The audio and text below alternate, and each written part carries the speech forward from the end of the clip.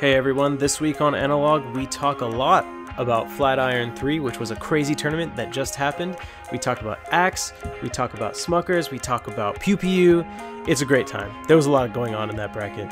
We even talk about Rishi. Also, we talk about why Rishi is banned from Summit for this, iteration, the release of Hax's manifesto, and where are those controller adapters that we've been waiting to hear about?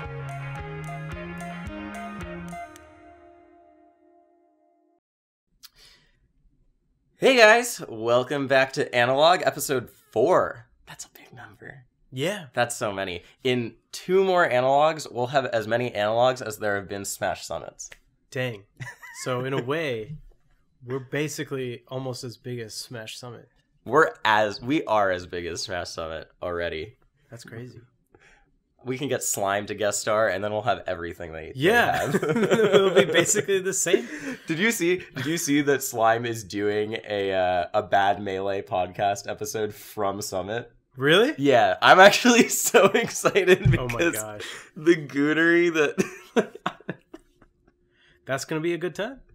It's gonna be a real good time. I'm really excited. That's a good way to compensate for the lack of money to fund 10 more sketches. Yeah.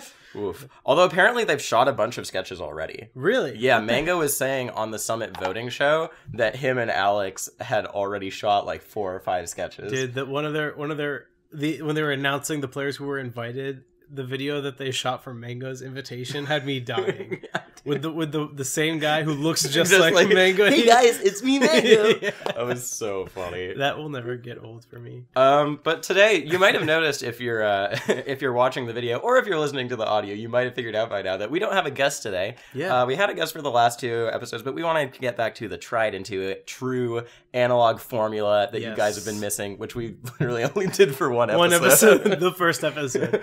But we have a lot of things to talk about. Yeah, I'm excited. Yeah. A lot of this stuff has been building up to... Yeah, it was sort of a tournament lull for the past 2 weeks, which made it really nice for us to talk about that sort of stuff. Yep. But it was decidedly not a lull this weekend. Definitely. We had Flatiron, yeah, which was so fucking good. Yeah, I mean, just in the last week, we had the end of Summit voting, which we talked about a little bit last week. Mm-hmm. And the very next day, there was this big controversy over the fact that Summit was changing their coaching rules. Right. Which directly affected you, sort of. Which did directly, directly it Yeah. did, for sure.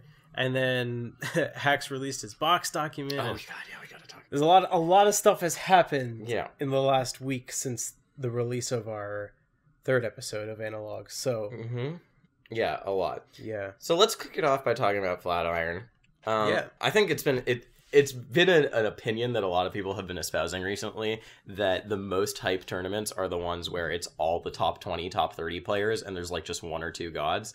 People are thinking about Holiday Bash and about Pat's House 3 when they talk about that, and Eden way back when, one of your breakout tournaments, and Smash Valley. Yep, and Flatiron lived up to that hype. Oh, yeah. In a huge way. It was originally supposed to actually be a 2-god tournament, but Mango dropped out randomly for some reason. Yeah, I think it was probably a combination of things. I know he mentioned that he would go if he didn't have to like move or something. Oh, right, yeah, he's moving into his new house. And then Armada came to California last week, so he's been like house hopping, playing with people. And Hungrybox was supposed to go and also dropped out, so it ended up only being a 1-god tournament in Leffen, but that did not make it any less exciting. Yeah, as we know, that did not make it free for Leffen whatsoever. Oh my god. So we will definitely talk about that. And just past that, I mean, there were so many top 40, 50 players at this tournament. Yeah. I mean, I wish I had the exact number off of me, but I'm just looking at the top 48 bracket, and like this is a really, really, really stacked, top 48 winners side. And, there's a lot of good players and losers too. Yeah. So the big story is, of course, the grand finals between Leffen and Axe, which was fucking incredible. 10 games. 10 games. Ignore winners finals. When you guys go and watch the VODs, don't watch winners finals. It's animal cruelty to a rat. Dude, but every once in a while, I'm like, I'm just like in the mood to see Fox really destroy Pikachu. And I can't explain why I feel like this sometimes, but I felt like it at Smash and Splash last year. And I'm a huge Axe fan. Like you've said many times Axe is the best Melee player. Yeah, I was saying it all weekend too. And I was telling it to his face too. I was like, Axe, you're the best Melee player by far. And it's true. But at Smash and Splash last year, I was like, you know what? I really want to see Fox just beat up Pikachu. And then Leffen played Axe and he destroyed him. He did. And we saw shades of that in Winners Finals at Flatiron. It was brutal. Yeah, so for Winners Finals, Leffen talked about this in his post-game interview, actually. And he gave Axe a huge amount of credit, because I don't think anyone can not give Axe credit. Yeah. But he's the best Melee player. He did say in Winners Finals that Leffen felt like his game plan was working a bit better. Okay. And he was sticking to his game plan more. And you saw that in how he played. There's a lot of back airs. There's a lot of up tilts. Yeah. Axe couldn't get in. Pikachu's approaches are very linear. Yeah. And so it was really hard. And actually, Leffen destroyed him on FD too, which is something Axe... Yeah. I get really tired of commentators saying, oh, he's not going to FD? Because Axe has talked about this at length. Yeah, he has. That he prefers FOD, like, in many, many ways to FD, because Pikachu's neutral game is fucking awful. Yeah. And on FD, that gets exposed really, really hard. Yeah, the same thing happened at Genesis against Mango. I mean, he went up 2 games, right? Against Mango? Yeah. And then Mango reverse 3-0'd him. And I remember the first counter pick he picked was Fountain. Yep. And we were all like sitting backstage and we were like, all right, there's no way he's going to lose now because he gets to go FD. And if he goes FD, is Mango going to switch to Mario? Because he's done that before. Right. And if he goes Mario, is Axe going to go Young Link? Like, what's going to happen in this set? And then none of that ended up mattering because he just went to FOD twice. And I asked him, like, right when he got off stage, like, why not FD? And you asked him right after he lost. Well, like I gave him a respectful amount of time, and then I asked him. Okay. And the short answer is basically that he felt like in all of those matches he wasn't grabbing Mango at all.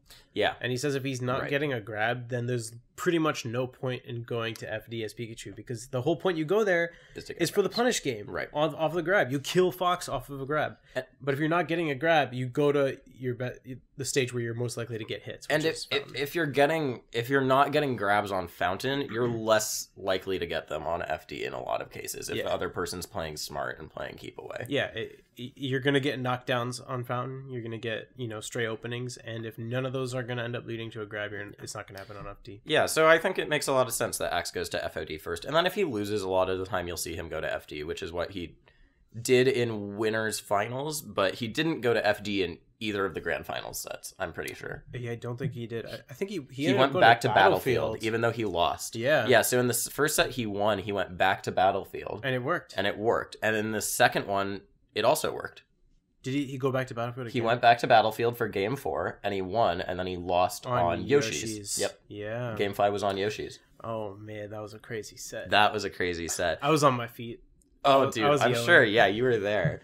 But that was absolutely, those are highlights of the weekend. Axe, someone said that it reminded them of the best Hungry Box versus Armada sets, and in a lot of ways that feels like a really apt comparison to me. It's just like Axe down. Axe is not up for like a moment. He's losing until he wins. Yeah. As it's to quote Skara, a great League of Legends philosopher. He's losing until he wins. Yeah. And then the fortitude required to do it was incredible. Definitely in contention for 2 of the best sets of the year so far. Yeah. Also, one thing that happens in a lot of those tight scenarios with H-Box is that when he wins, like, the crowd deflates. Yeah. But that didn't happen when Leffen won. Like, it was like, oh, shucks. But Leffen would be the Armada in this situation. I guess so, yeah. Well, basically my point is that there's, like, there was no bad outcome. Yeah. Everyone wanted... Not to say that H-Box winning is a bad outcome, but there's typically, like, a noticeable difference in the crowd energy when he wins. Because it's not as exciting to see Puff win. Yeah. Yeah. Definitely not as exciting to see Puff win as it is to see Pikachu win. Yeah. And I mean, that has so much to do with perceptions of Axe and Yeah. HBox too, because a lot of the time it is HBox doing incredibly skilled things. And I mean, I know people who made, I saw tweets that were like, oh, can't wait to get cheered against by blah, blah, blah, while a rat dash dance camps me on the other side of the stage for 6 minutes. It's like, I mean, that is sort of what Axe was doing, but like, who cares? I heard a good description of what Axe does when he's behind is he just starts playing faster. That's what Leffen said too. Yeah, Leffen said that part of the reason his game plan fell apart is because if he executes the game plan, it's incredible, but if he fucks up once, Axe moves so fast that you're dead. You're dead. Yeah. Yeah. Man, Pikachu is a crazy character. Yeah, and good for Axe, because Axe has been down on himself for a while because he was slumping a little bit. So it's really cool that he did well this weekend, and going into Summit, it should be really cool to see. So let's look at his bracket. I mean, everybody had like a somewhat challenging winners finals of their pool. It looks like he played Rustin, who beat Reno. So he beat the Rustin 2-0, which gave him the Peach warm-up to fight Bladewise in winners round 1. Which double Washington Peach. Yeah, seriously. Yeah. So he 2-0'd Bladewise, and then in winners quarters, he 3-0's Lucky. Yeah, he did not drop a game except to Leffen. Yeah. That's not true, actually. Pew Pew took one game in losers finals. You're right. Yeah, those were the only two people. Pew Pew's Fox got 3-0'd in winner semis. Axe loses in winners finals to Leffen. Gets sent to losers to fight Pew Pew, who we'll also talk about. Yes, in a minute. Definitely. He drops one game. I think it was on Yoshi's, or was it on Stadium? I cannot remember. It was on one of those. Yeah. But wins 3-1, takes the set off Leffen, and then loses game 5. Pretty crazy. Yeah, and it's all of the people Axe beat, especially PPU, Axe has been a demon for PPU since he became a top level player. Yeah. But they're all people you would expect Axe to beat. But in recent form, these are all people who could have upset him. Yeah, sure. Especially like Lucky is one where I think that could have been a potentially definitely big upset. So it's cool that he's proving that he's still amazing. I wonder how this bracket might have changed if Lucky had beaten, if Swedish had beaten Lucky. Because then Swedish and Axe would have played in quarters, and Swedish did beat Axe at Full Bloom. But it was a new day, you know. And Swedish had a really good losers run. So he lost first round of top 32 or top 48 winners. Yeah. But then he had a really nice losers run where he beat Spark. Yeah, he beat Spark game 3. Spark repeated his victory over Westballs, by the way. Yeah. Showing that Seva's Untitled was wrong. Westballs has... I don't know, man. Westballs has always had a Sheik problem.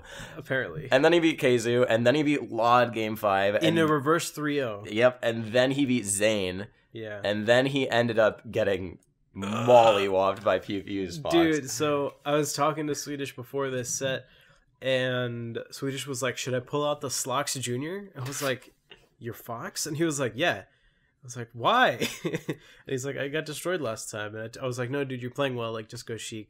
And then I talked to Bladewise. I didn't realize that Pew Pew and Swedish had played at Full Bloom.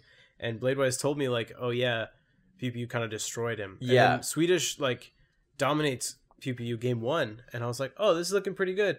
And that is Bladewise exactly is like, that's what happened at Full Bloom, too.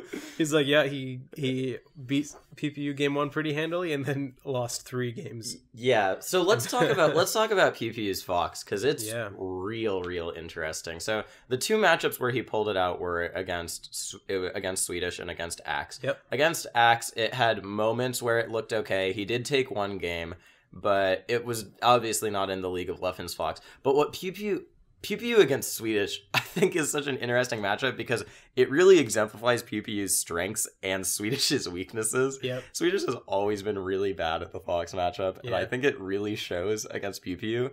Pew Pew's punish game is fucking nuts. Dude, he got like a triple forward air combo. Oh my god. That's so sick. But so this is the thing with Pew Pew. He uses a ton of weak hits. He goes for non-true combos a lot of the time and catching you in DI traps and stuff. Yeah. The signature Pew Pew Fox now is that he'll hit you up with an up tilt or something, and then he'll bait your jump with a full hop, and then read your double jump and up air it. Yeah. And he got that against Swedish like 3 times. He got against Axe when he was playing him. Yeah. And I think that sort of play sort of just fucks Swedish really hard, because I'm watching Kevin play Swedish. I'm like, whoa, this is insane. You're nuts for even trying to go for these combos. But also I'm like, is Swedish holding in on every single hit? That's really what it looks like. Yeah, that set looked pretty rough for our boy Swedish Delight. But Swedish did end up placing 4th or 5th. Yeah. And after PPU beat Swedish, actually, let's go through PPU's bracket too, first. Let's go to his pool. So his round 1 pool finals was against Slox. We beat 2-0. Mm-hmm. Not surprising, because I don't think Slox is very good at the Marth matchup. Yeah.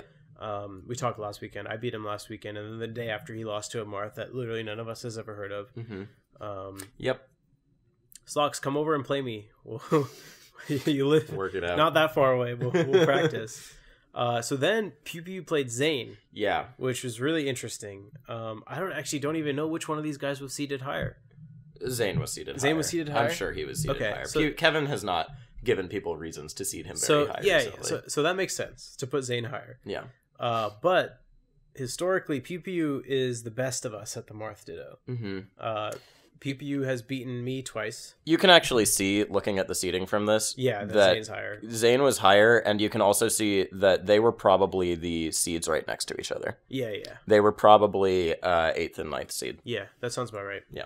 But yeah, PPU has beaten me twice. He beat La Luna last time they played. He beat Zane once or twice before this. Mm-hmm.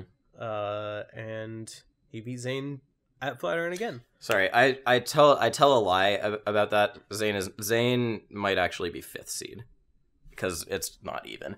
Anyways, yeah. Zane was seeded higher, and yeah, the Marth Ditto has been very... Whenever these two go up against each other, I sort of cringe a little bit. Yeah. Because it's not a strong matchup for either of them, historically. Well, no, I'm saying that PPU is good at the Marth Ditto. You think so? Yeah. He's looked completely lost against other Marths, though. Like who? Like, well, okay, obviously PP's way better, but he's looked lost against PP. He's gotten whooped by Luna a bunch of times. Really? Yeah, they go back and forth. When was the last time they played before the Twitch bash? Because that's the last time I was thinking. Evo, I think. And I think Luna won at Evo. That actually sounds familiar. Or wait, wasn't... Yeah, Evo's where Luna got top 8, right? He beat Kevin at Evo. Okay, I see. I'm pretty sure. Okay, so then I was wrong about that earlier. I remember the 2 tournaments where they went, like, Luna beat him once and then Kevin won the next one. Okay. Yeah. But in my personal experience, having played all of them, mm-hmm. I do think Kevin is the strongest. Really? Okay. And that's because basically like his punish and his juggle game. And Zane says the same thing and said the same thing after they played. When Kevin gets you in the air, it feels like you actually just can't come down. Yeah, and that's something that so after beating Zane, Kevin went on to beat Smuckers and then lose to Axe, and then in losers he beat Swedish with his Fox and then beat Crush. And one of the things people kept talking about, because him versus Crush was the first time we got to see him against a Spacey. Yeah. Is that on commentary, they just kept saying, this is not how Zane would punish. Like, this is so different, but it's working out. He plays so different from Zane. He plays so Zane. And the juggles, the extended up airs and fairs and everything, that he somehow manages to get into, like, something that he kills you with. Yeah. It's really weird watching Kevin combo. I feel like when I watch him, I don't learn anything if I'm just, like, looking at if I'm trying to internalize. Mm-hmm. I feel like I have to get in his head. It's almost like Zane is going for the kill, right? And Kevin is trying to download his opponent. Even in the midst of comboing, it feels like he's taking you on a ride to learn something about you rather than trying to kill you. Exactly. And it worked. I mean, he won 3-1. It was okay, but this has to be said. Crush played. Who was it? Zoso tweeted. Crush played the worst he's played in a year and still got fourth in the tournament. Man, I suck. And Crush retweeted it. And Crush looked really not up to his usual par at this tournament.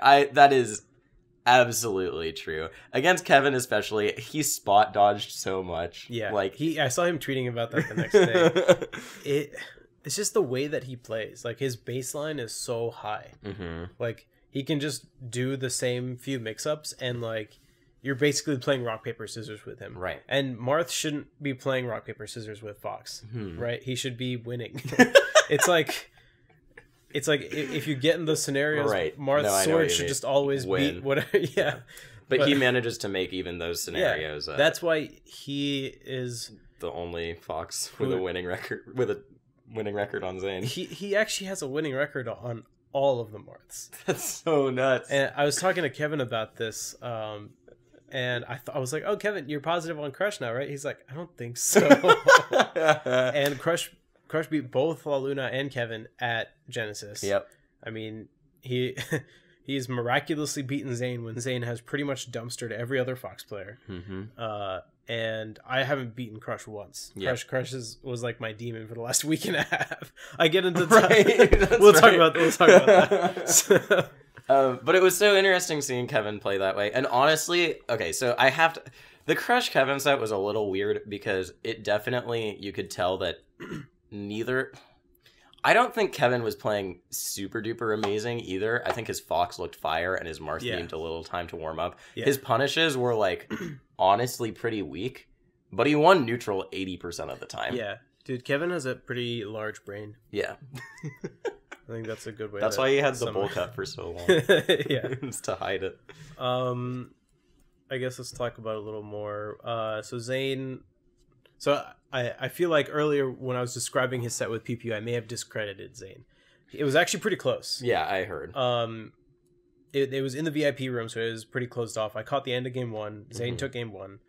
PPU took him to FD, beat him pretty solidly there with some sloppy edge guards near the end from both of them. No one knows how to edge guard in the Marth Ditto. I'll put that out there right now. And after the set, PPU, I did mention, I was like, yeah, aren't Kevin's juggles so good? And Zane was agreeing with me, and Kevin was like, that's why I took you to FD, is because you can't come down if his juggles are a strength. And then Zane takes him to Fountain. I'm assuming Yoshi's was banned or something, which is Zane's favorite stage. Dead even, 2 stocks, and PPU throws Zane off stage and dares him at 19% after the hit. He just did the forward throw dare? He did down throw, and then Zane tried to jump back to the stage and got dared. Oof, that's rough. Which can happen in the Marth Ditto. La Luna used to do it to me all the time. He loves doing that shit. He's the master at that. Oh my god, yeah. And then from there, it was just over. Yeah. I mean, from such a tight set going into game 3 and you die at 19%, like, it feels so bad. But then Zane jumped into losers. I guess he 2-0'd Army. Yeah, he did 2-0 Army. I was trying to remember what he said. He said both games, he started off the set, immediately got wobbled. Game 2, he's like, this is not going to happen this time. I'm ready.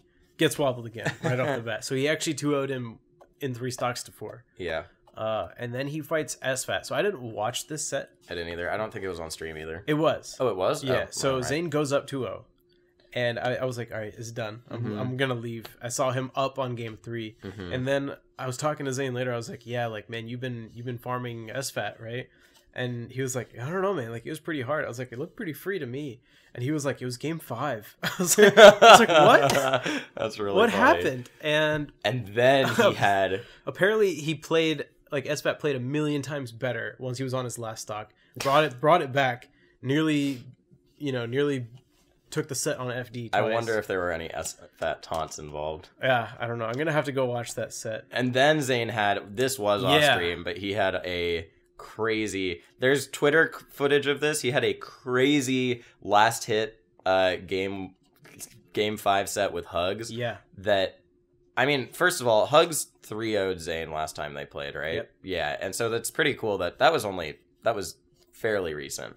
So it's cool that he's made that much of an adaptation.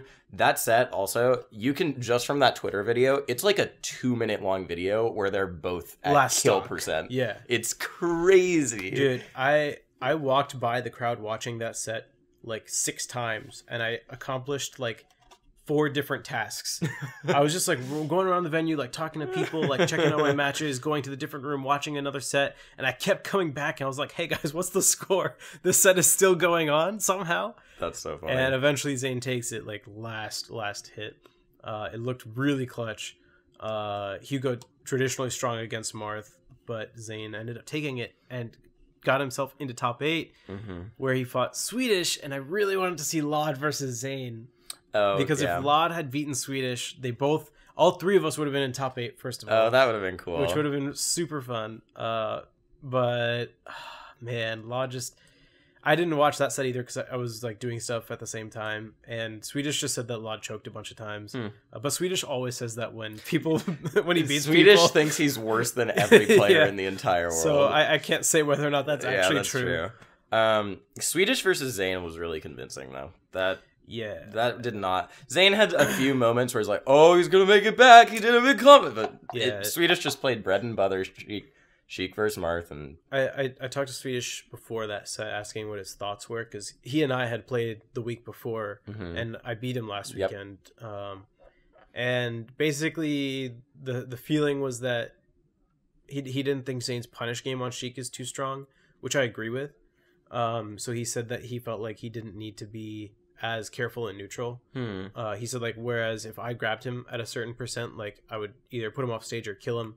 But he didn't feel that way with Zane, which is super weird because it's like the flip side if it's fighting Fox. Yeah, how you guys usually are. But he was like, but Zane's neutral is super, super tight, which is also very true. Especially if you watch his dash dancing that set. It was just like anytime Swedish got a hit on Zane, his punish game looked so good. Yeah. I mean, he got him on a platform, and I saw Zane tech roll to the right, and Swedish punished it with a wave dash short hop up air and like killed him off of it. I saw that too. I mean, Swedish's punish game has always been really good. It's like one of his defining aspects, but he just runs into Fox so frequently, and the way Swedish plays tends more towards tech chasing, and when he fucks it up, he dies. Yeah, that's the struggle with tech chasing Fox. And he doesn't have quite the same stuff to rely on that someone like Plup or old Drug Fox might have in terms of like the movement trickery that like Plup might use that also augments his Sheik. So I think that's part of the reason Swedish. Also, like I said, sometimes when I'm watching Swedish DI against Fox, I'm like, is Kevin just amazing, or have you just stopped pressing the control stick? The last person we've been talking about bracket, like re-summarizing bracket for a while. The last thing I want to talk about is KJH, who had a really, really good weekend. You want to talk about me? Well, we can talk about you too. That's true. Okay, you beat Alex. You beat Cawmaster. Dude. No, this is your first like top 8 at a. First of all, it was my first top 8 at a big tournament like this. That's awesome.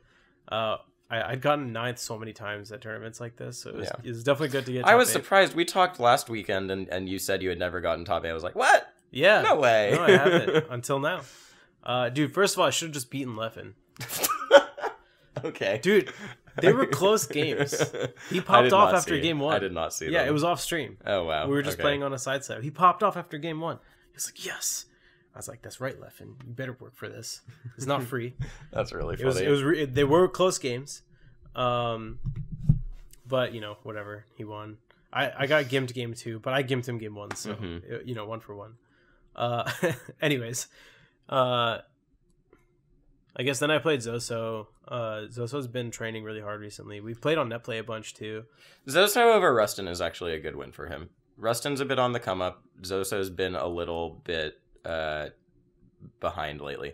Oh yeah, we should actually. Zoso also beat the Pikachu player that beat Army. That's crazy. OKP is I do not know. He 2-0'd Army. I had never heard of this guy. OKP, he's a Pikachu on the come up. Dude, Icy's Pikachu is so bad for Pikachu. Yeah, he used to have a different name. I don't want to talk about. I don't understand how Army lost. I heard that he was fucking cheering his mind out for Axe. Who? OKP. Oh, I'm sure. Yeah. That's ironic. He was also warming up all of Axe's opponents. Yeah, but beating Army as Pikachu is crazy. Yeah. Okay, but let's talk about you. So then you had game 5 set with Cawmaster. Yeah, it was a really weird set. Like I I took game 1 against his Luigi. He switched to Falcon on Dreamland. Oh, what? Yeah. And he actually took that game. I felt like I just threw that game away. I was like, whatever, it's Falcon. Like, I'm just gonna win. And then I lost that game. Then I just dumpstered his Falcon on Yoshi's. And then he took me back to Battlefield with Luigi and like 2-stocked me. I was like, what is going on? Why did I get hit off stage so many times? I kept trying to juggle him, and I kept losing to his down air with my up air. I was like, I have a sword. Why are you kicking me? And then I take him to Fountain, and I'm actually down the whole game. Like, until my last stock. I'm down 1 stock to 2 against him, game 5. And mind you, this is off stream. Right. And the beginning of game 4, first of all, I'm up 2-1. He takes me to Battlefield game 4, and someone turns off the setup. No! Yeah. Oh, God. And, you know, that was his own thing. Luckily, it was the very beginning of the match, so only like 1 or 2 exchanges had occurred. Okay. And so when we played that game out, he bodied me that game. And then I was like, all right, I'm giving him too much respect. I'm like letting him hit me off stage at 60 with downer, and I keep dying at 60. I'm just going to run to center stage and stay there. And then that just worked. Yeah, okay. I imagine there was a big crowd for him too, right? No, dude, no one was watching. What? But it was Colorado. I don't understand. Right, I don't know what was going on. That's interesting. It was weird. It was a really weird set, like I said. And then you played Smuckers. Yeah, Smuckers did all the hard work for me, man. I mean, he beat Cyrox and SFAT, and he's like, all right, you just got to beat me to get into top 8. So it was Neb's finals. It was Neb's finals. And that was a tight set, too. He started off really hot. I started off really cold. Literally, you can see me warming up my hands throughout the set. Axe kept doing that in grand finals. He really? Like, bro, where's my hand warmer? Dude, the stage was actually really hot. Really? Yeah, it was super hot up there. But we had a fun set, and I ended up winning last stock game 5. Also really close. Cool. And then I played Crush, and I lost 3-0. For the third time in For the 3 third weeks. time in a week. In a week, yeah. I've definitely played better as Marth, but I ended up switching to Falco just to try it. Oh, okay. Yeah, I was like, I can either try and reverse 3-0 with Marth, or I can see how Falco goes. How'd Falco go? It was okay. I mean, he 2-stocked me. I felt like I wasn't really playing neutral until like my last stock. I was just trying to like laser land and shield drop shine a bunch of times. Switching characters is really hard. So, yeah. But that's one of the reasons I switched to Falco. Is it's like I need to practice switching when everything is on the line, and then totally see what I don't do, and then do that next time. That makes sense. Anyways, and then KJH is the last one we're going to talk about. Yeah, so I want to talk about KJH because if you look at the stats with KJH, it's very... KJH is such an interesting player to me because as a personality, as a philosophy, he's very much an adherent to the styles of Leffen and Crush, and he wants to play super optimal and stuff. Yep. But he doesn't look like that at all when he plays. Yeah. He looks optimal in how he's executing. And in a lot of ways in neutral, but he's like a scrapper. Yeah. Kalindi is absolutely a scrapper because his tech skill lets him do that. Yeah.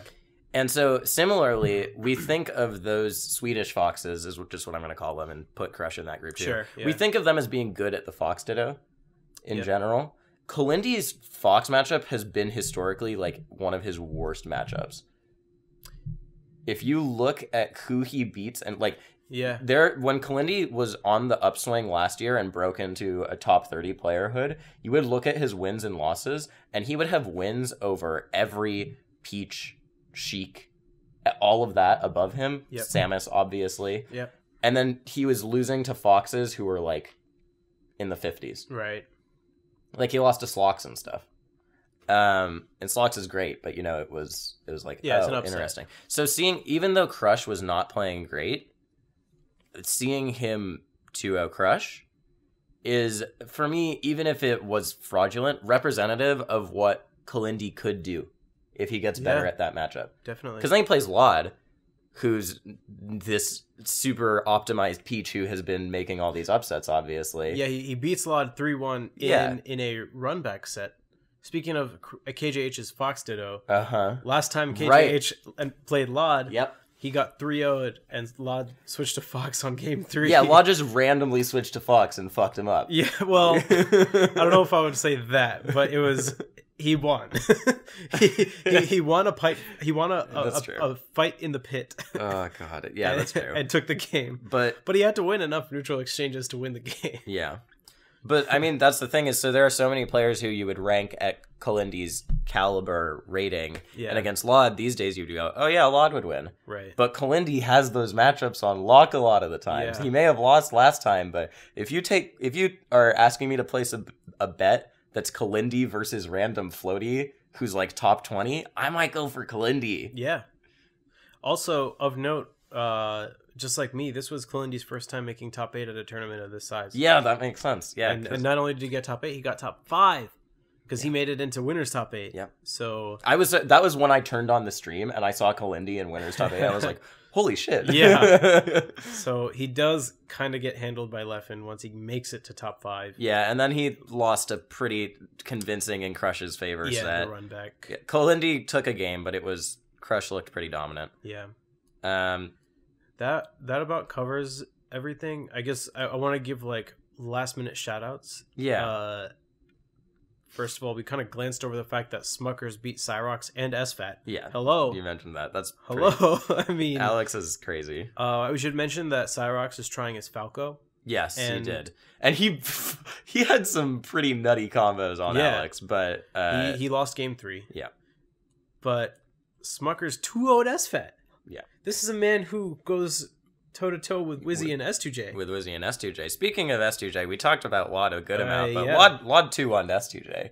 He 2-0'd S2J. Oh, that's reported wrong? The bracket is That's wrong. right. I saw that on Reddit. Yeah. Laud did 2-0 S2J, and I had been warming up Laud with my Falcon the day of and the day before on netplay. He complains about that matchup a lot, but I feel like I can't do anything, man. Once he gets a hit, I kind of died. Yeah. And I just like do something in neutral, and he's like, spam Nair on me. I'm like, I can't, it's not hitting you. Like, why do you want me to spam Nair? It's not working. Oh, God. So, I don't know, man. Laud's super good. Yeah. Yeah. That's about it. Yeah, Spark, good job beating Westballs again, Spark. Dude, both the Sheiks, Spark and Face Roll, had a good tournament. Yes, Face Roll, Griffin beat Slox and S2J. Yeah. Which is pretty good. Where did Face Roll go in this bracket? He's at the top of losers, yeah. Yeah. I think Brandon had a good... Didn't Brandon beat someone Face Roll nearly beat Crush. Yeah, Face Roll nearly... Crush was not on his game. Still. Yeah. And Crush does seem to have some sort of weird issue with Sheik. Maybe? Is that true? He lost to HT at Full Bloom. Oh, that's true. I think Crush has the Wizzy effect, though. Yeah. Crush gets upset early in bracket a lot. And then just fights through losers. Like, he lost to Luigi Gauchard I remember that. At Shine, I think that was, or so Big weird House. Yeah. You're right. That's actually sort of a recurring thing with Crush. You're also definitely right about Brandon. I know he beat someone. Let's see who it was. He beat R2D-Lu, which is a pretty good win. R2D-Lu, of course, that's a good win. If you go back, R2D-Lu took a game off of Slox. I mean, and R2D-Lu's beaten Axe before, dude. Yeah, he has. He somehow made Zane beating Plup in 2016 not the biggest upset of the tournament. Do you actually know the story behind... This is the last thing we'll do. Do you know the story behind R2D-Lu beating Axe? No. So R2D-Lu had played Axe at some other tournament before that. So when did he beat Axe? I don't remember the tournament. It was a while ago now at this point. It was like a year and a half ago that R2D-Lu beat Axe. But he had played him before that. And R2D-Lu, for those of you who don't know, was the top player in Delaware, and now he was the top player in Delaware and also Philly, which both has been... I mean, Stango is better than him at this point. Yeah. And Stango moved to Delaware. And R2D-Lu actually has like a 0-58 record against Stango or something gross like that. Yeah. Yeah. But R2D-Lu, really strong player from those regions. And so he had lost to Axe and basically swore that he was just going to win. I talked to him about this at Genesis. He just swore that he was going to win the next time they played. That's so funny. And he grinded the Pikachu matchup. Oh my god. Just for months. Just for Axe. And then he played Axe and he beat him. What are the chances of him running into Axe in bracket? Right? He could practice that matchup for 2 years. He and just never said, "I'm never Axe. gonna lose to a Pikachu again." That's what he said. Yeah. Yeah. Oh my goodness. Yeah, so that's pretty cool. All right, well, on that note, we're going to take our break for right now, guys, but stay tuned after our shout-outs for more stuff. We're going to be talking about Summit coaching, the Hacks' fucking manifesto, and Related to that, UCF. Does UCF cause phantoms? Find Stay out after tuned the to break. find out. All right, we'll be right back.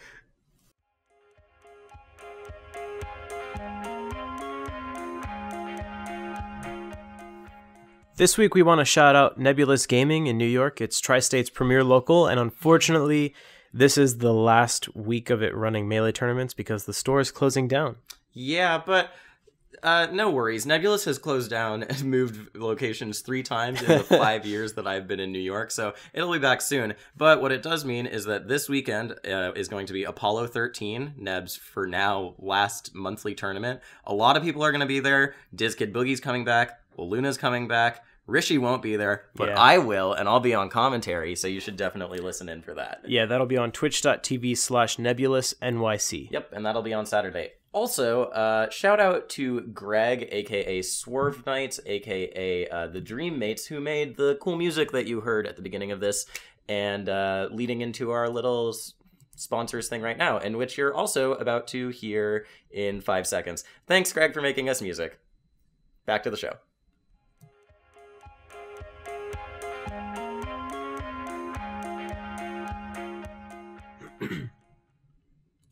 Alright. What's up, guys? Welcome back after that long recap of Flatiron 3. We're going to get into some other topics that have come up over the past week. Yeah, because like we mentioned, there's a lot to talk about. That took a lot, but I mean, it was a fun bracket, so. Yeah, I mean, especially at a tournament like that where, you know, there's only one god. There's a lot to talk about. Yeah. So let's talk about Summit coaches. Yeah, because we mentioned this nebulously last time. Yeah, I mean, and even with Emily, I think we were like, "Oh, are you going to Summit?" Yeah, we it kind of came up literally maybe 12 hours after the filming of our last episode when we talked with the other Zane, because the rule changed for Summit coaches. For people who don't know, so it was different for Summit 5 in the fall. Basically, the rule was your coach had to be someone who was signed by the same pro team that you're on. Yes. They have to be like on the team. It can't be like an owner of the team or something. Right. So that allowed me to go as AMSA's coach. Yep. That allowed other people to go. Who else went? I mean, Crunch. Well, yeah, Crunch is an official coach for Liquid. Bobby there? Bobby was there. Also an official coach for CLG. Yeah. Android went as a player for exactly. Alliance. Vro went. I think Vro's a coach. He's signed as a coach. I thought he was like the player manager at first. He was at first, but his thing says he's a coach now. I know it says coach now. Yeah, and maybe one or two others. I mean, Tafo, obviously. Tafo also an official coach. For C9. Yep, but the ones where it was a little bit different was mainly you, Vro, and Android. Yeah. So this time they changed the rule, and the rule now, like, you have to meet 3 criteria. Yes. One is you have to be signed by the team as a coach. 2, you have to have been regularly coaching the player for 6 or more months. And 3, I forget. What was the last one? Is there a third one? I was waiting for you to do that. I was like, I know 2. He's going to hit me with a third one. I know that there were 3, but now I'm forgetting. Those are the 2 ones that were major. But what it means is that some people who were relying on having coaches come cannot have that be a thing. Yeah. So are you going? I'm not going. Right. Okay. Because you've not been regularly coaching AMSA for the last 6 months. Yeah. I'm pulling up the criteria. Yeah, so the criteria: 1, you have to be an org-sponsored coach, which we said. 2, you have to have been a regular coach for the last 6 months, and 3, you did not opt in. Did not opt in or could not? Did not opt in. Okay, that was okay. Yeah. Yes. I talked with them and I got some clarifications. Right. I ended up having like a decently long conversation with Hotbid, who, aka Ken, who is the producer of Summit.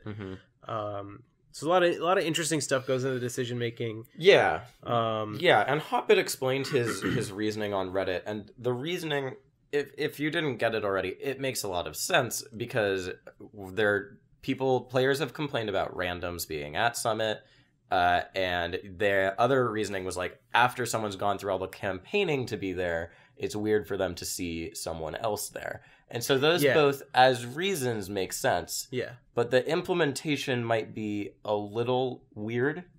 And I think they acknowledge that as well. Yes. That they kind of put themselves in a bad position. Because here's the other thing. All the players who were invited to Summit have known this since day one. Oh, really? So Armada has known that he could not bring androids since they invited him, you know, however many weeks or months ago that was. Huh. But there was no public announcement made. So AMSA, going into campaigning, was thinking like he's going to try and bring his coach from Japan. Kaito. Yeah. Yeah. And if not, then I'll be able to go and coach him. And I did coach him, you know, to the best of my ability when I was there last time. So at least he'd have someone. But he's not going to have anyone. On the other hand, Leffen thought he might be able to bring Zero, who, you know, is on TSM, not signed for Melee, but like, there's a lot of stuff there. There's a lot there that he, if he were to bring Zero. That's interesting. SFAT, so Coach Bobby, so Coach Bonnie. So here are the people actually eligible to attend. Tapo's no longer a C9 coach, right? Is that? He's still there in a coaching capacity for like another month or something, I think. Really? I think maybe specifically for Summit. I don't think he's going to Summit. Is he not? Oh, maybe I'm wrong. I guess he's not. Because from my understanding, the only people eligible to attend as coaches were Crunch and Bobby. And the weird thing about this is that Bobby couldn't go, which leaves one coach. And the one who started this whole debate about coaches, however long ago, too.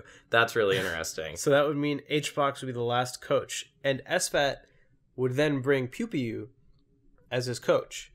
Oh. But then Pew cannot go because he does not satisfy the requirements. Even though, in my view, he could still satisfy some capacity of coaching in the same way that like Lod might be able to satisfy that training for me. partners and talk to each other out all the time. And that's the only one he would not satisfy because Kevin doesn't do Summit anymore.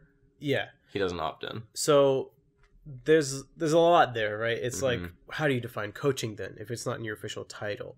And then I don't know, it's a whole mess. But it is. What ended up happening is Bobby is now going. Okay. Yeah. I've clearly not been up to date. That's great. Yeah.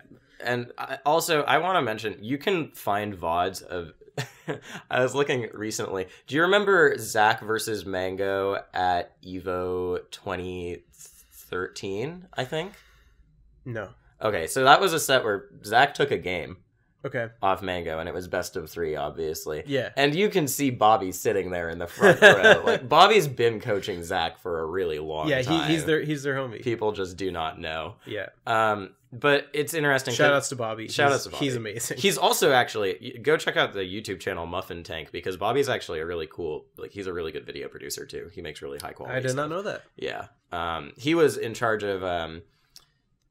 He was one of the producers for the Genesis trailers, even though he wasn't doing a lot of the editing. Cool. I think he was involved with that. But it's interesting because one of the complaints that people said is, oh, there's too many randoms. But the thing is, like, the people who were there as coaches aren't randoms in any risk. I don't think that's who people are complaining about. Yeah.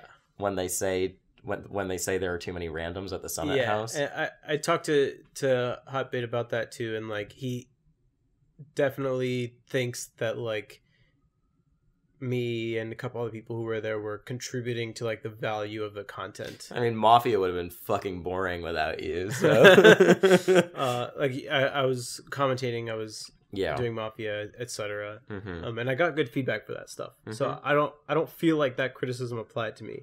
No. But regardless, I think part of it comes down to reducing the number of people in the house. Yeah, but that's so hard because especially now that Summit is seeing a decrease in money raised, the one thing they know is always going to sell out is a chance to go to the house. Yep. That's always going to sell out. And this was something that Fendi talked about in his big criticism of Summit pricing before, like, when Summit 5 was happening. They literally doubled the price of that because it's like simple supply and demand. That is always going to sell out. Yeah. 100% of the time. There's no reason for them not to. In the first 30 seconds. Yeah. Yeah. So it's those people who, for stream viewers especially, we see them and we're like, who is that? What are they doing there? But that's how Summit makes money. But you know what? They're not allowed on the couch. I know. And they're not allowed to play Mafia anymore.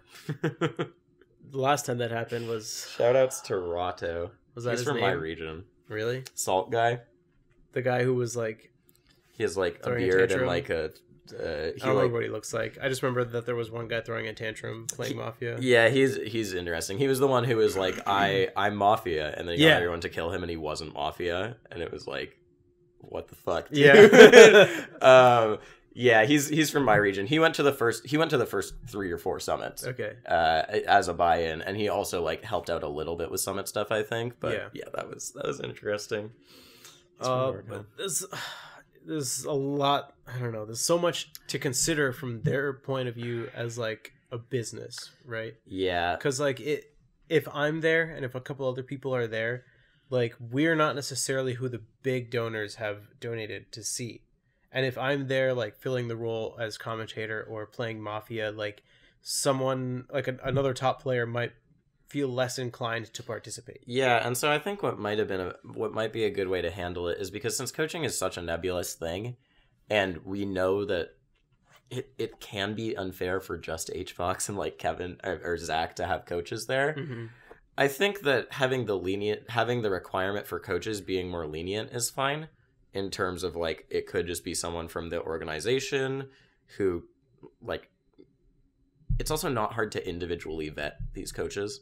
I think that's one thing they want to stay away from, is, like, having to treat it on a case-by-case basis. Because then you do have to kind of evaluate, is this person really fulfilling the role of coach for you? I guess... Which I agree with. I wouldn't want to do it case-by-case. I'd rather have, like, a set of criteria. I understand why, but the thing is, the only reason you would want to do that is you would not want to do case by case is because then you have to potentially tell someone, no, you don't qualify as a coach. Yeah. But the ire that's going to draw is the same as what's happened right here, and all it really makes room for is a more selective thing. You can't tell me that going over 16 coaches is too much. That's not too much work to do.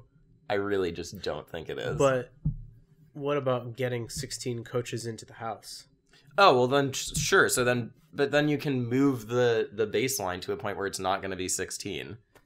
Like, I don't know. Like the number of people into Summit? No, I mean, like, of the 16 players who get into Summit, I don't think at this point in Melee, maybe in the future, but at this point, there is always going to be a gradation of how many of them are actually acting in a coaching manner and how many aren't. Yeah. And there's a way that you can, by yourself, just be like, yeah, these people here, their coaching applications are fine, and these people on this side are not.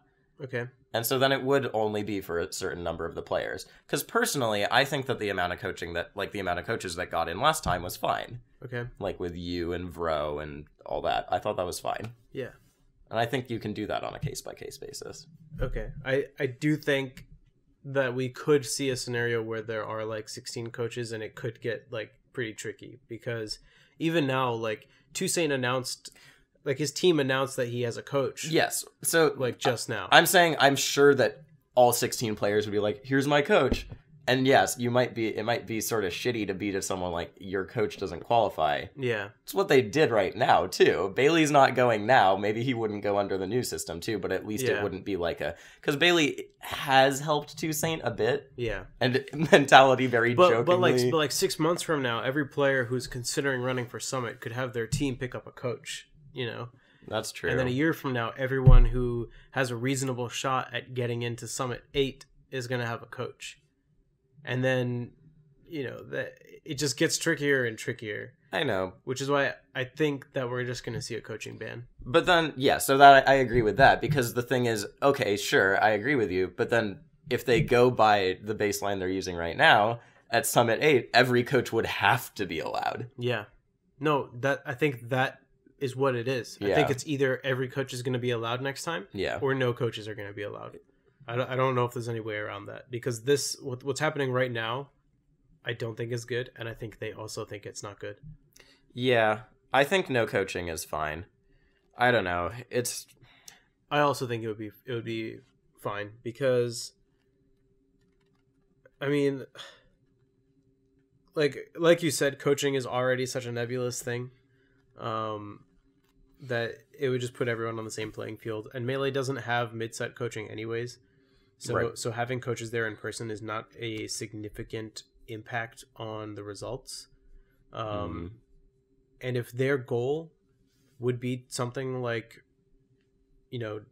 reducing the number of people there so that they can continue to highlight the players as much as possible, it makes more sense for them to cut the coaches than it does for them to cut a significant portion of their revenue. Well, so what I was actually going to say is I think that one thing you could do is this would make it less appealing to the coaches who also can provide something content-wise in terms of being on Mafia or being on the couch like you. But you could also have a world where coaching is allowed and you just say, like, you guys can't do any of that shit. Like, sorry, I know you're here. Yeah, but last time we weren't allowed to play Mafia and they were running a tight ship on commentary. They were saying, like, you have to get this cleared with Ken if you're going to be on commentary, Ken or Grace. And they said, like, only talent, meaning the commentators and the players, can do Mafia. That was actually the rules for Smash Summit 5. And then I was asked by Ken to play Mafia.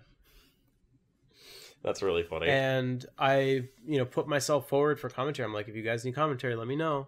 And after the first time I did it, and it was like, they were like, okay, this guy's actually fine. Then I was put on it again. Yeah. But you see how, that's just going to happen. Because even if the coaches are there, and let's say, 8 players decide they don't want to play Mafia, it's like, well, we gotta have someone. Yeah, so I think that would be fine then.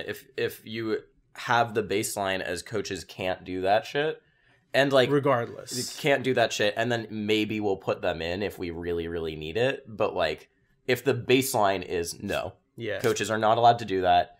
They're here strictly in a coaching facility, and also probably say, orgs, we're not gonna do anything to house your coaches. You gotta figure that shit out yourself. That happens anyways. Okay, good. Yeah, Summit is not paying for coaches. Good. I did not think so, but that is... So here's the real question is, how would it change if you told the coaches that they can't play? If they can't use setups? I mean, I've never been to Summit, so that's hard for me to say. I mean, I think that if you're a real... I think that would be fine for Summit to say. Yeah. If you're going as a coach, you should be going as a coach. I understand how fun it is to do everything and get practice and stuff, but you can't get there as a coach and then complain about being forced to do coaching as your main thing. Right.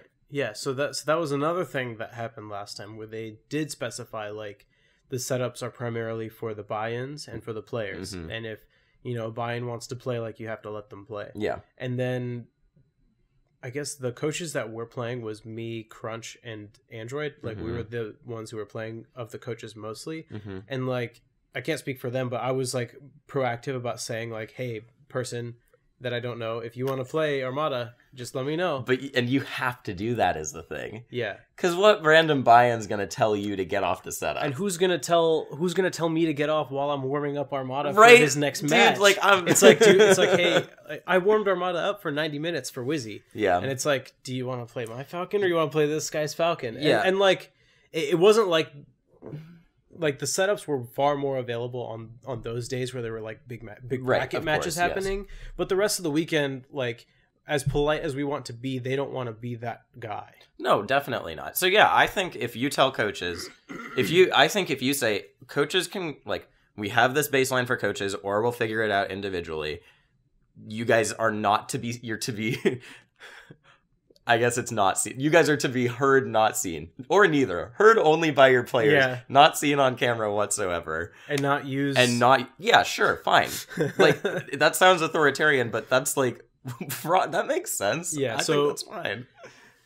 The only people that really left based on... If we were to retroactively enforce that rule last time, that would basically leave Tafo and Bobby.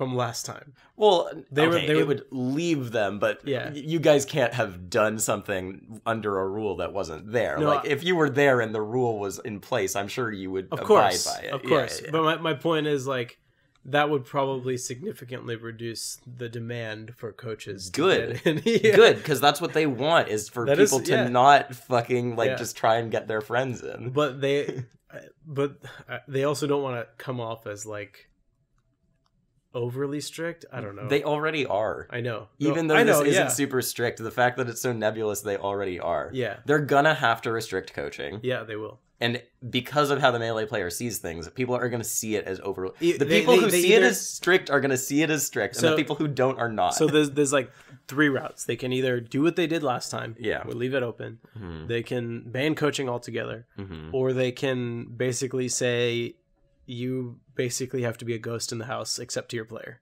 Yeah, and I don't know. I personally like seeing people who are not there to play, like, just I like randomly. It too. It's like a cool little ecosystem that you start. I also hate seeing random people at Summit as a viewer. I don't like it, but I have mixed feelings. These are things that we have to live with, you know.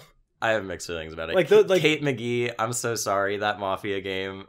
Yeah, the Mafia game was rough. That Mafia game was so sad because also this is so tangential. They thought they had a guaranteed victory because they counted wrong in that Mafia game, and it was the most painful thing to watch in the world. I played that Mafia game blind, not knowing who anyone was, and I figured it out because Mango pulled literally the dumbest stunt of all time. He like threw away the game by doing that, but because everyone was an idiot and because they counted wrong and because Shab is just Shab, they fucking lost, and I was so angry about it. I was so angry.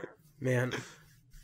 Yeah, I mean, they're like the people that I met at Summit that I didn't know before, like, they're all nice people. Yeah, but like from a viewer perspective, like, you're there to see top players and personalities interact, right? Like, I want to see, I don't know.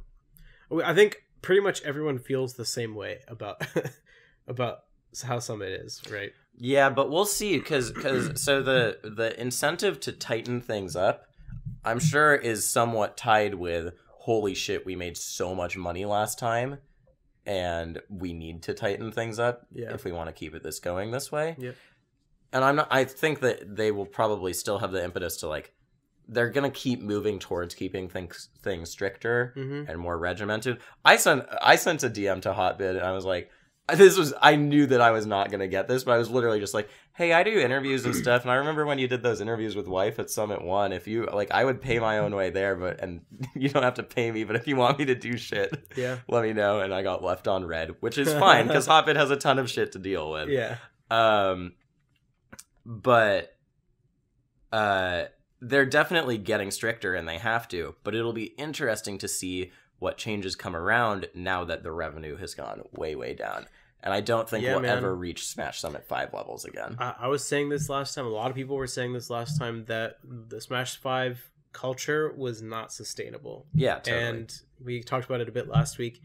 Super true. Turned out to be so true. Super true. They still haven't even funded fucking Draft Cruise yet. I saw that. It's at 93%. Yeah. And listen, okay.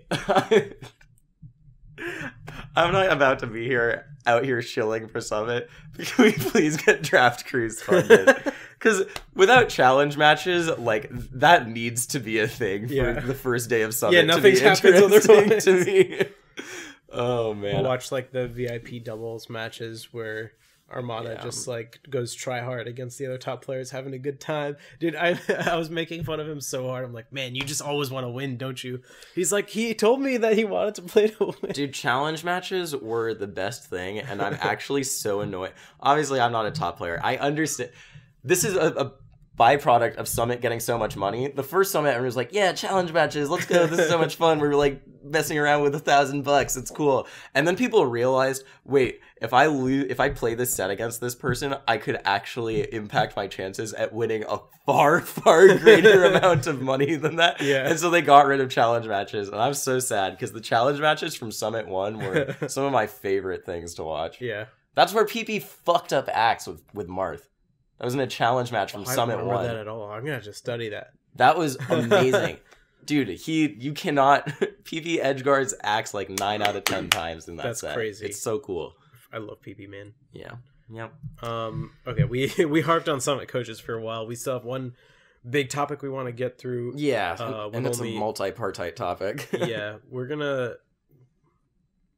have to speak succinctly on this topic. Yeah, which will be a nice contrast to the man who has brought it to light. Yeah. So Hacks released his box documentation last week, I think. Yeah. It's very hard for me to remember because I was an unofficial editor for this for the past 2 months. Aziz would just message me at 2 a.m. with grammar fixes and shit. And I had read the whole thing already. Yeah. And it actually has not been as talked about as much as one might expect. Probably because it's 148 pages long. Yeah, that's why. We're waiting for big-brained people to do TLDRs for us. We want to know what's going down without having to read all 143 pages. Yep. But the few things that people have had to say about it were actually mostly positive. Yeah. Even Leffen said, I am glad that there is actual documentation of how the box works and its goals now. Yeah. So that we can talk about, that we have something to talk about. Yeah, no, because we freaking need these issues to be at the forefront.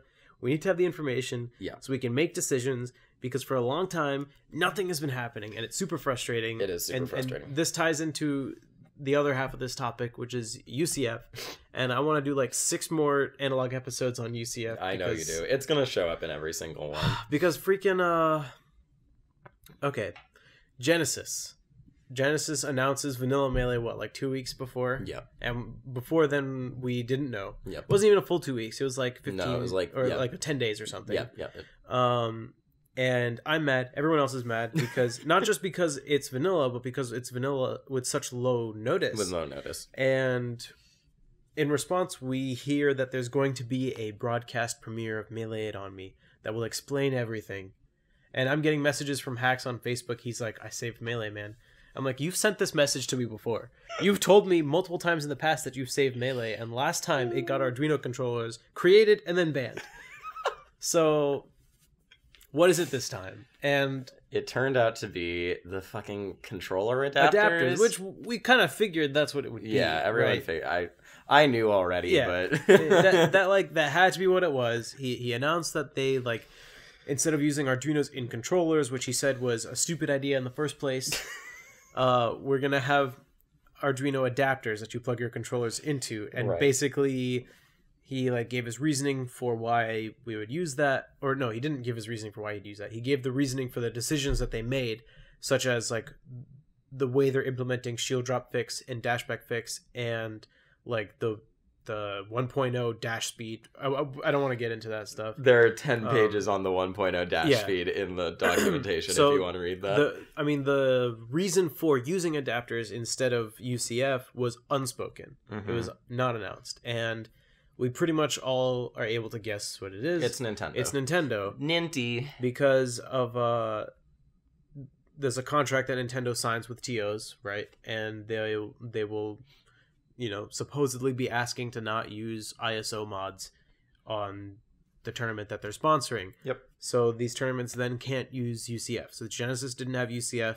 Instead, we had Splatoon ads and an announcement Breath video. of the Wild DLC ads. Also, they didn't tell us when the announcement for this adapter thing was going to be. Yeah. We got hours notice that it was going to happen. So fine. So then everyone's like, cool, we'll play vanilla at Genesis. Yep. Yep. God bless Hacks Money for giving us these adapters. Where were they? And it's been 4 months. 3 months, actually. And you and I have both probably talked to him separately about adapters since then. Mm-hmm. But nothing has been said publicly, which is really what bothers me. Yeah. Is that neither really what I want to hear from is the TOs. I agree. More than anyone else. Yeah, I think the TOs in general, and this goes back to stuff we were talking about with gaps in leadership for a long time. Yeah. Hacks has been, I'm not trying to defend him, but I do just want to, you have to understand, you have to think of Hacks as a person in all this, and I don't mean think about his feelings. I mean Hacks is a weird fucking dude. The more I've gotten to know him, the less I think of him as a person.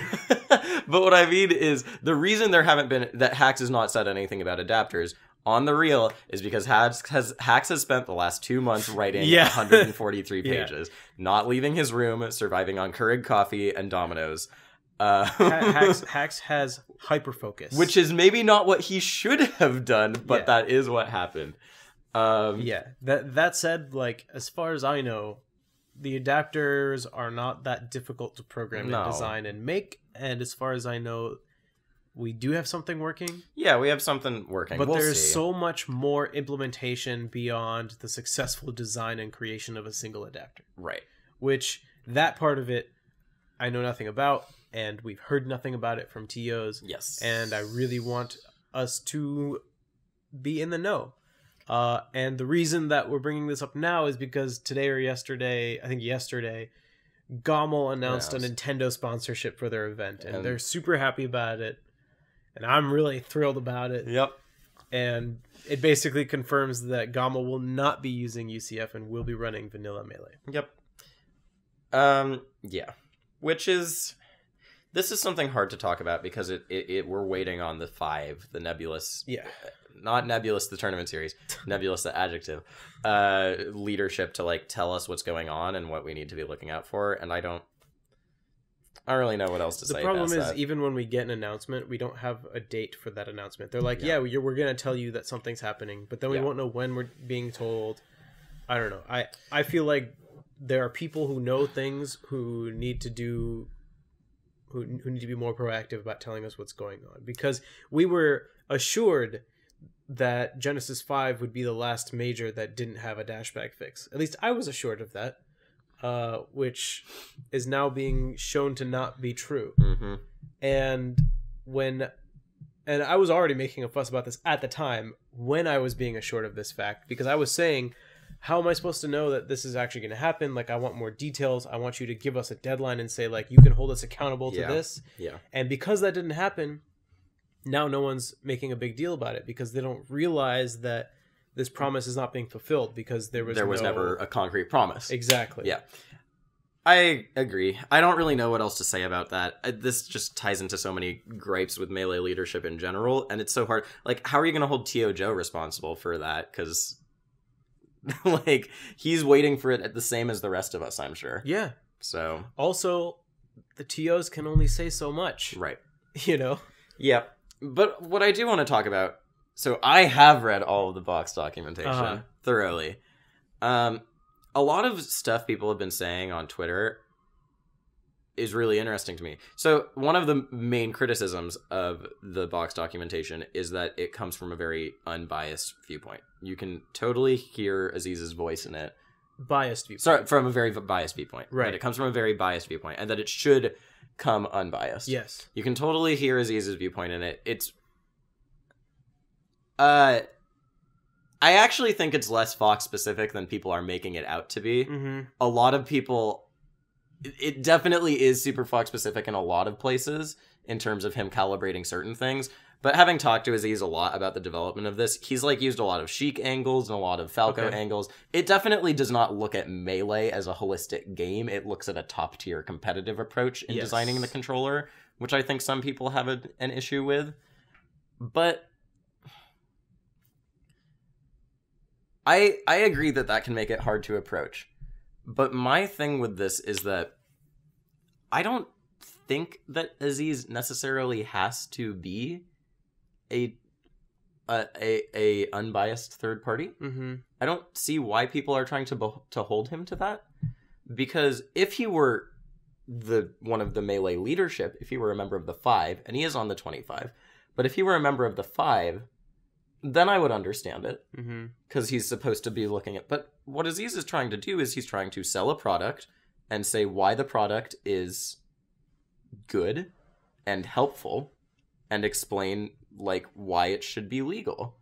So part of this is that when you're designing a new controller that changes something as drastic as analog inputs into digital inputs, you are changing the way that you perceive how you play the game. Mm-hmm. So I think you might have been the one who used this terminology, but in a sense, Aziz is making design decisions. Yes, Are you he the one who said absolutely. that? Yeah, that's So yes. So following that, the document has to convince you. The purpose of it is to convince you to agree with him on his design decisions about how Melee should be played. Right, and maybe he didn't write it like a fucking lab report. You know, there's a lot of I statements in there, and I think that's a lot of the reason people are disagreeing with it. Yeah, but it has to like the whole point of it is to show why the decisions he made are reasonable, and he did do a lot of I am willing to call it game design in creating this controller. I don't know how much of it I actually agree with, but it's like some really, really intense stuff. The one thing that stands out to me, so ledge dashing is not consistent across stages. That's something I learned from Aziz, actually. I know a lot of Melee frame data, but that's something I learned from Aziz. Different stages have different things you have to do for ledge dashes because of ECBs and because of how you have to...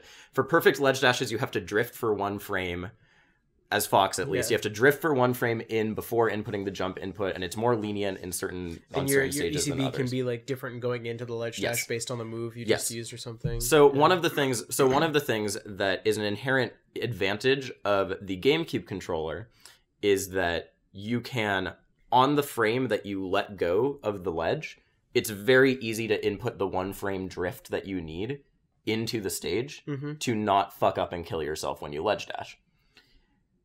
Something on the box, if it were unnerfed completely, that makes it really easy is that you get the angle to not kill yourself all the time. Yeah. But so what Aziz did is he modified the angle specifically so that the feeling of having to ledge dash is not just press this thing and then just press the timing exactly. Okay. He made it so that to get that drift that you use for the ledge dash, you have to do two separate inputs, similar to what you would have to do on the GameCube controller. We don't think of it as two separate inputs, but it is essentially the letting go and the drift, and then the angle that you air dodge at. And so Aziz, instead of making it... Which inputs are you talking about? Because I ledge dash different from most people. Do you do back? I do back on the C-stick. Okay, yeah. Yes. So that's one of the things where Aziz does mention that, but it doesn't quite account for that nearly as much. Okay. But that is still two separate inputs. One to let go of the ledge, and one to coordinate your wave dash angle. Okay. Like two separate... Yeah, I'm doing so many more inputs because I'm using tap jump. Oh, God. Okay. Well, yeah, I can't even get into that. Suffice to say, I don't think Aziz, the way that he designed fully encompasses the way that every single person plays Melee. Yeah.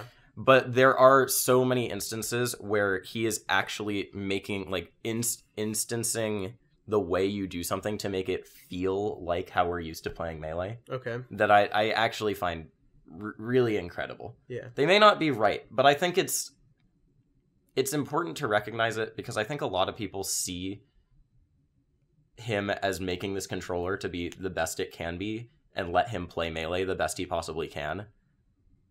And that's only true to me in the sense that he wants to be able to play Melee again. Yeah. And he wants to have it legal.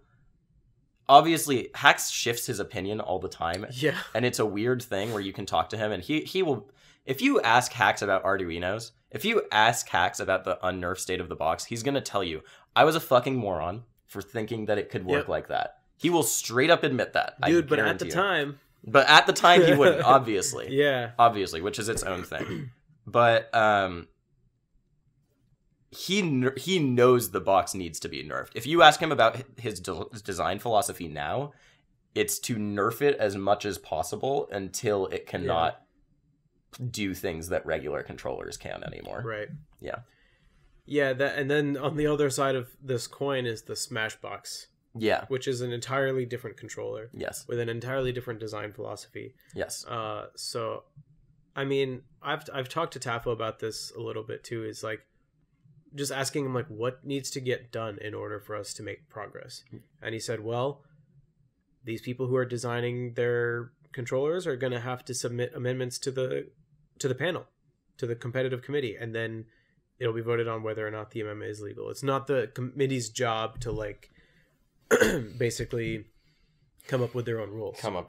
It's their job to arbitrate. Yep, that makes sense. And like, it does make sense, right? But there's also issues with that if the committee doesn't have, if the panel doesn't have like special interest committees which I think would be useful. Mm-hmm. But I don't know. I don't personally, I have not come down on any side of this issue quite yet. I more just choose to criticize from afar, and just kind of get people to put as much information out as possible. Smarth tactics. Yeah. If I ever heard it. But yeah, I want to see them. And dude, I talked to Aziz about this when he released the document. I was like, do you have like an outlined amendment that you're proposing to them? Because that's what you need to do if you want to get this legal. But sometimes I feel like I'm flipping a coin when I talk to Aziz, because half the time I get a serious response and half the time I get like a total troll disengagement. Yeah. And this was the latter. Yeah. So I did not then read the document. I was going to, but I was like, I can't deal with this if I know I'm not going to be able to get answers from him. Yeah. I also want to say, I know that I just ranted for a bit, sounding like I'm just supporting hacks.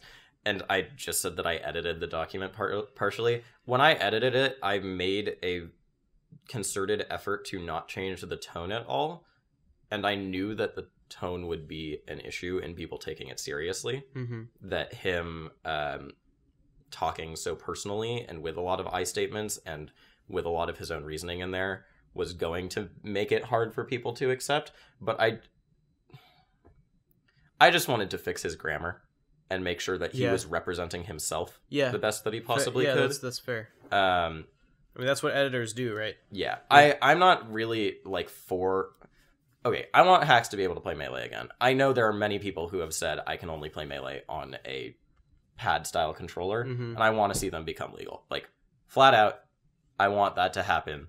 If it requires nerfing them a ton, fine, but I want them to be legal. But in terms of, like, hacks' greater political goals, like, whatever. I just think that the way people are talking about it is sort of silly.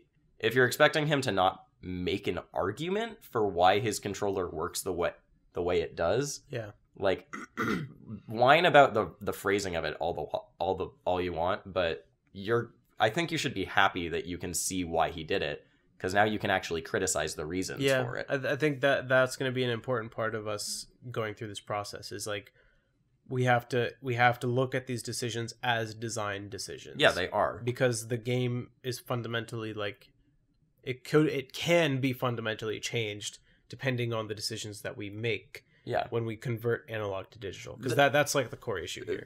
If you want a 1-to-1 remapping, that's what the original Smashbox, like the original box was. Aside from modifiers. Yeah. Like, the design decisions are to make it a fair controller, not to make it the same. Yeah. Because if you just make it the same, these buttons do this, we have modifiers. That was the unnerfed box, and that was broken as shit. Yeah. Well, actually, I think he took out the delay. There was like at some point he tried putting in like a frame delay from pressing a button to account for stick travel time. Yeah, I think he did take that out. But he took it out, and his argument for that is like there's button travel time. Yeah, which is fair. I wish Aziz were more accessible. This is I wish he were not just his. I follow Alpharad on Twitter. I troll anyone who tries to respond to me. Dude, he totally has another Twitter account where he follows everyone. He doesn't. How do you know? How does he message me? I don't think it's something he would lie about. But then why would he message me randomly about tweets that I've made and he's not following me? I don't know. It's not like maybe he has a separate computer where he has every Twitter page open and he just refreshes them all. He probably does, but I don't feel like Hacks lies that much. Yeah. He's really he can be shady. Yeah. And he'll admit that what he did with Smashbox was shady, but like I don't think he lies that much. Dude, he finds tweets. I know. I don't know how. He probably does. You're right. I don't know. There's no other way. He's never. I don't think he lies. But what I was saying is, I haven't asked him. He hasn't told me that he doesn't. He's told me he hasn't. Okay. He doesn't. I see. That's why. Yeah. But I wish he were more accessible. Yeah.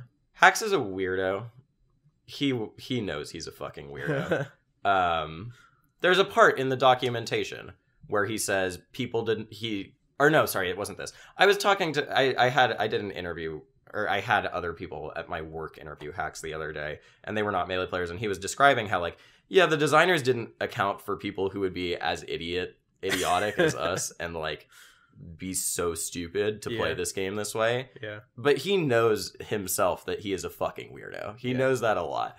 And I've been very lucky to, despite all the other shit Hax has done, like, I've been really lucky to talk to him a lot about how he feels about Melee. And he will, if you meet Hax in person, he will talk about that shit to the point that you maybe want him to stop a little bit. Yeah. And it's such a contrast from how he is online, aside from when he's writing 143-page documents. I wish more people had an opportunity to just get a dialogue with him, because the dude thinks, he actually knows Melee and thinks about it in a really, really sophisticated way. He has reasonings for everything. They may not always be right, but like, I wish he were more accessible to people so that people could understand where he's coming from. So this whole issue of box controllers and UCF, we're going to revisit this a lot. Yeah, because it's going to be a hot issue. It has been for, I mean, UCF has only been around since like August. Yeah. And jeez, no fucking, is that true? Yeah, I think so. Yeah, it totally is, because Shine was the first big tournament to run UCF. That's awful. So we're going to be talking about it a lot more in the future. I guess the last thing we'll talk about, can you just ask me this question that I've had? Does UCF cause phantoms, Rishi? Nope. Cool. All right, that's Thanks, the guys. end. Thanks for listening to Analog Episode 4. I'm Zane. This is Rishi. You can follow us on our social media handles right down there. Yep. You can follow Analog at analogcast on Twitter, analogcast@gmail.com, analogcast on, or are we just Analog on SoundCloud? And soundcloud.com/analogcast. /analogcast. Yeah. iTunes has a weird fucking link. We should probably make a bit.ly or something. Yeah, for that. We'll figure that out. We'll figure that out. But that's how you can follow us. And if you have any questions, I would love to talk to you guys. I know that some of you are going to think I'm just shilling for Hacks. So please call me out in the comments on Twitter, in the Reddit thread. We're always reading that stuff, so let us know for sure. Please call me out and cite your fucking disagreements from the 143-page document, because I'd love to read that thing for the third time. All right, and with that said, that's all we got. We will talk with you guys next week.